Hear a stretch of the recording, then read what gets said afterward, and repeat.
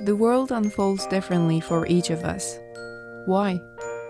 Where do the rules come from? Within each of us, there is a unique philosophy shaping our thoughts, beliefs, feelings, worldviews, and actions. This is Inner Dialogues with Ecem, an introspective space for curious souls and minds.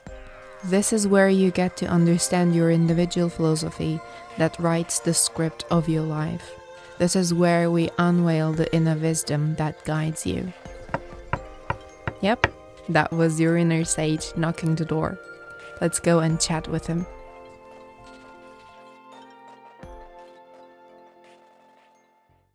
Hi, it's Ecem. Welcome back to Inner Dialogues with me. If you have been joining Inner Dialogues for a while, you'll know that here I don't preach, teach, advise, suggest anything. This is not a space like that. This is a space for all of us to understand ourselves through reflections and questioning. This is a space for us to witness ourselves.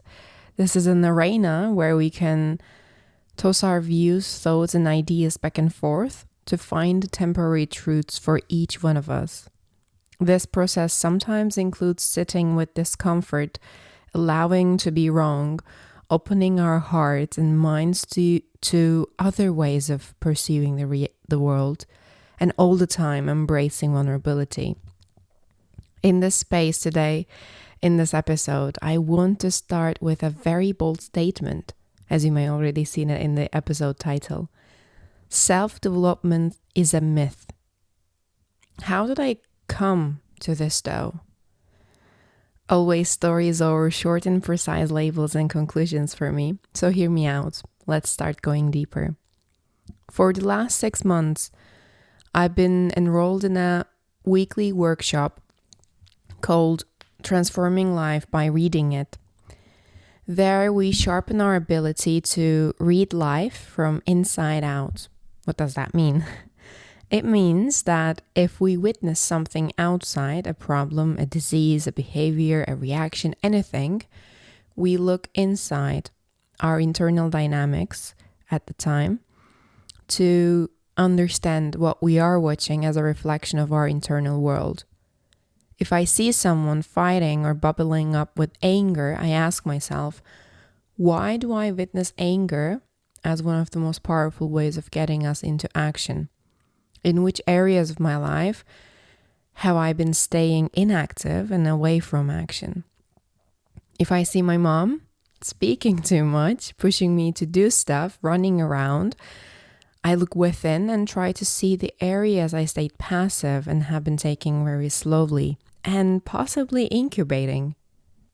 If I see someone, maybe a family member, going through an illness or ailment, I stop and ask myself, what is the message here? Why am I witnessing this? Which one of my internal dynamics is a reflection of this incident?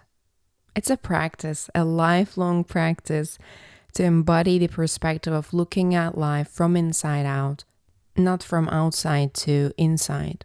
In these 6 months, many things I've been practicing for years in my yoga and inner work journey have found their new places in this new version of myself, who is consciously trying to witness before interpret. One of the tangible results of it was my key messages of the Inner Dialogues with Ecem brand. I wanted to create a new space for people where they won't be bombarded with new information, wisdom, or teachings. Instead, they'll be reminded that they already know all the things that they needed to know. I wanted to create an intentional space for people to hear themselves by talking out loud their minds and hearts and witnessing someone who does the same in order to stir the water within them. I have 2 mediums right now, coaching and this podcast. My coaching space allows people to hear themselves by simply talking out loud as their hearts lead, finding their truths and building the practice of living up to them. This podcast space is an arena, as I said before, to toss my views, inspirations, and thoughts back and forth to find the one that is close to my heart right here, right now. And most of the time, to sit with the questions. As a big passionate of deep conversations like this, I benefited so much from them just by listening. I filled my bag and felt the alignment in my path. This has been the driving force and aim of this podcast space. Both of the spaces are continuation of each other. They deeply know and invite people back to their resourcefulness and back to their wisdom. It is quite easy for me to embody something and live by it every day with my actions and beliefs, but when it comes to summarizing what I embody with words, I'm still working on it. This is why creating my website and what key messages were going to be there was quite a challenge for me. I gave myself time, and I'm still giving myself time. What I mean by time is months. I let myself incubate to find the essence of what I'm doing and providing here with this brand. In one of the Reading the Life workshops, our lovely teacher said, no one can be coached on self-development or improvement. Actually, no one needs self-improvement because self-development assumes that we lack something as what and who we are today, and we need further improvement to be complete. I said, Amen. Really, this is what I stand for with this brand. From the very first episode, I've said I cannot offer you any answers because they'll be from my system based on my truths and how I perceive the reality. And I say the same thing in my coaching as well. With this in mind, I said this is an arena for all of us to discover and understand our unique philosophies. Why do I think self-development is a myth? I believe self-development is a faulty expression because there is no self that is in need of development. There is nothing to be developed or improved inside. I don't mean that there is no self or there is nothing inside of us, no pun or ontology intended here. What I mean is that we all have this core essence of ourselves. Let's call it the self, shall we, for the time's sake? The self, our core essence, is complete and whole as it is. Nothing that can be added to it would make it more complete, and nothing that can be taken away from it would make it less complete than it is right now. Think of a time where you internally know the answer. Where did that answer come from? Knock, knock, inner sage, right? The footsteps of it, right? This is what I mean by inner sage. This is my understanding of it. But really, there is something inside of us, and I call this our core essence, or our inner sage. You can name it whatever you want based on what you believe.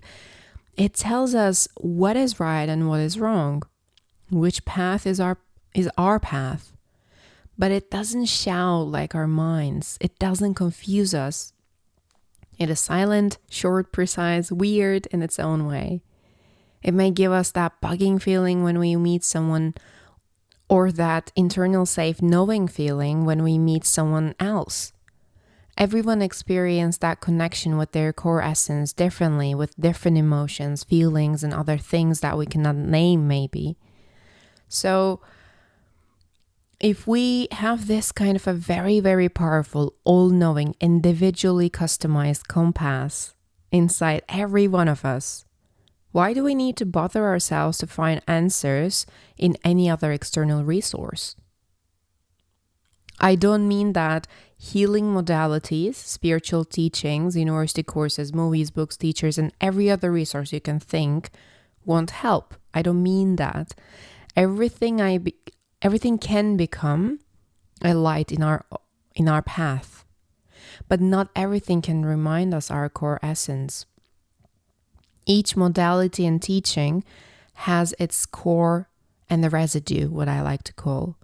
Core and residue of them will change based on our core essence. The core of every teaching will enhance the voice and light of our core essence, the self, as we named it before.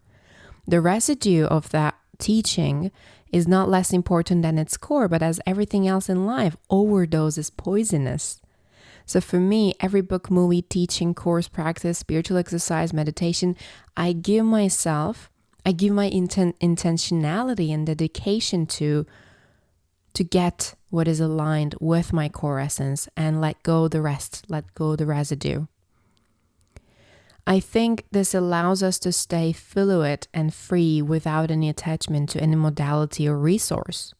Because as I said, we have this all-knowing, complete compass within each of us, and it is not in need of any development or improvement. Self-development, self-improvement, personal development, personal growth, self-help, all those popular words of today's. Those books and courses and everything else.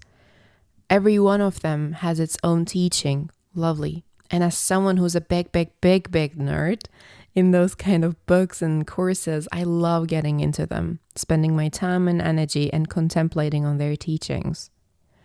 But the tweak here for me is the growth, development, and improvement part.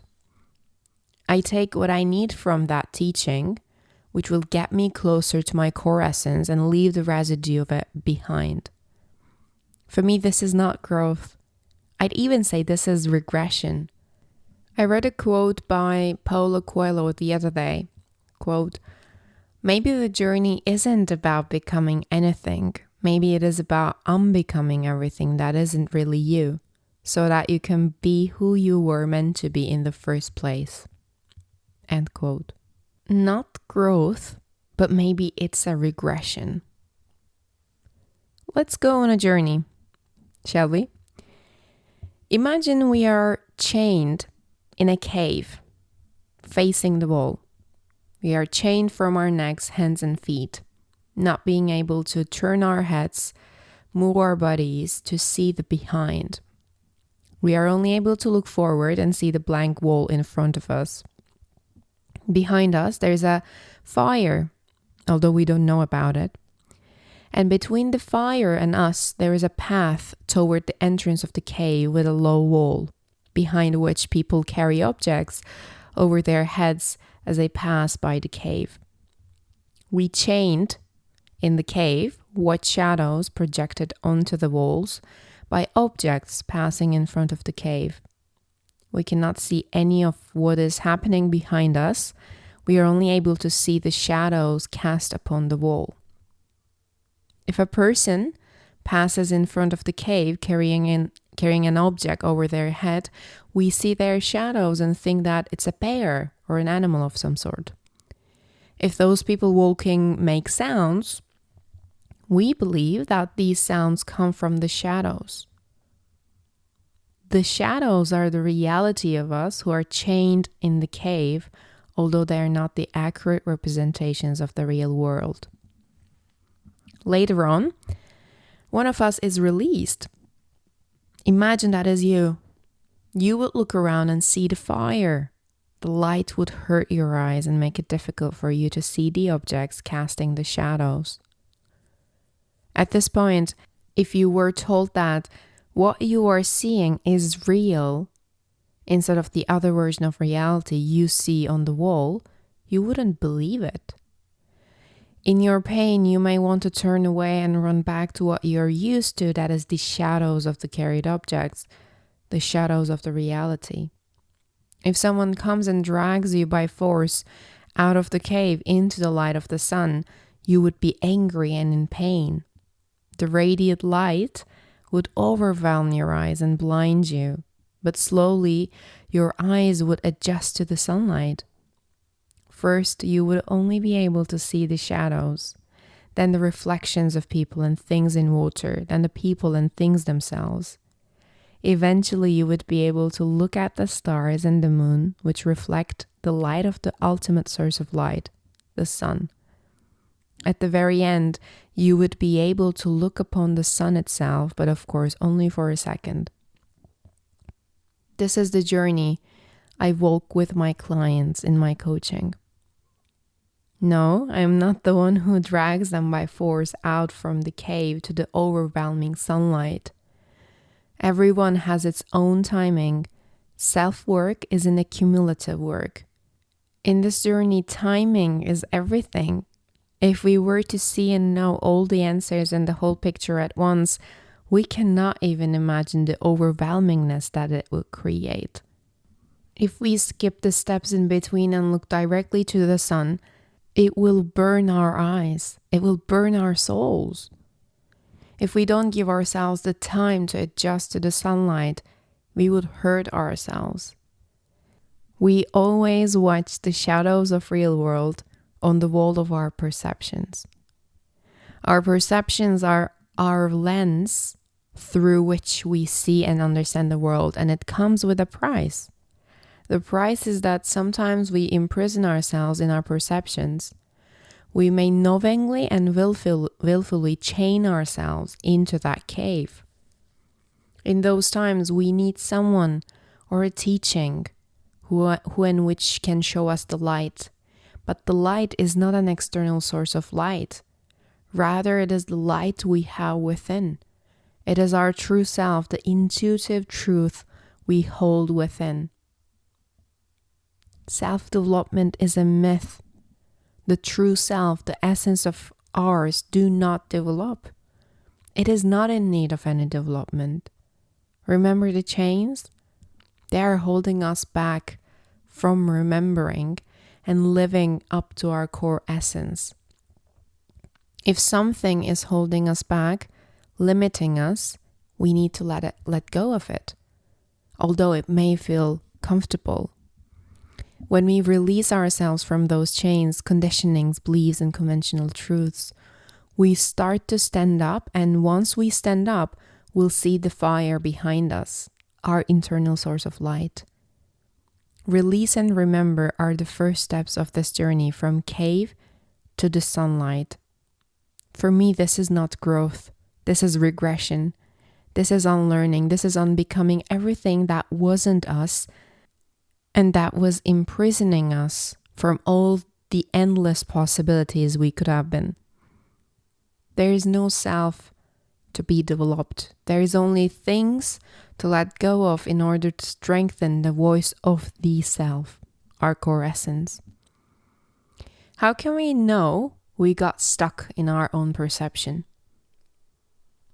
It is important to know and realize first that we are stuck and we are not living to our fullest potential before wanting to change that. In order to want something to change, we need to be aware of it first, right? For everyone, there are different symptoms of stuckness, of course, but how I experience and what I've also seen how other people, my clients, friends, and family experience stuckness in our own perceptions is in a variety of different ways, like feeling lost, living in your mind, constantly looking for self-development, quote unquote self-development, and trying all different healing and self-help modalities, experiencing self-doubt in whether or not you're capable of what you want to create with your life, feeling not sure what you want to do with your life, loss of excitement in life, feeling foreign to your own life, missing the meaning in your life, feeling like there is more to live, not knowing the medium to create what you want with your life, constantly procrastinating or incubating and not taking any actions toward your passions and goals. How do you feel when you get stuck in your own perception? How do you get untangled? How do you allow yourself to sit with discomfort? How do you hear the voice of your core essence? How do you tap into your inner wisdom? How do you turn that wisdom into intentional action? Questions allow us to discover and understand our unique philosophy of our core essence, of our being. They are powerful tools in our self-regression, the constant inner work. I invite you to find your own symptoms of stuckness in your own perception. I invite you to consciously give yourself time to sit in that cave if you feel that it is needed. I invite you to take intentional steps towards sunlight. I invite you to remember your own inner wisdom and all-knowing, individually customized compass inside you. Have you realized the essential component of this journey from cave to the sunlight? Awareness. It has always been awareness. A God's eye view, it is called in storytelling, right? The perspective we have in that cave story was all-knowing. We knew that there was a fire behind us. We knew that those shadows are not an accurate representation of reality. They're not animals, they're shadows of people carrying things over their heads. We knew all this stuff. Knowing this and being aware of our position among all the knowing is the real key there. That's why if you need to go down to that cave, go down then. But let's stay aware all along and conscious of our decisions and surroundings and where we position ourselves in there. So more than anything, I invite you to stay full of awareness of yourself first and foremost, of course, awareness of chaining ourselves into our own perceptions, awareness of our endless possibilities. If this episode has been an invitation for your core essence, if something called out you, please reach out to me. It may be the footsteps of an approaching change on the horizon, which will take us back to our inner sage. Release, remember, discover, reflect, embrace. Release conditionings, learned beliefs and patterns. Remember the answers we already have within.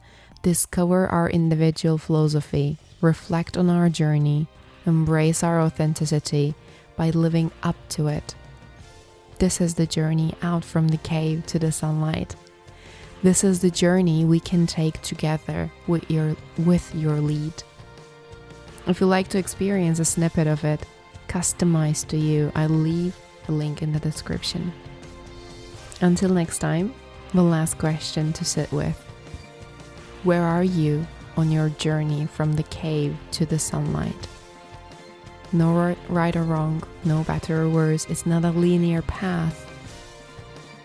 As our conversation for today fades away, may you find your echoes of it that resonate within you.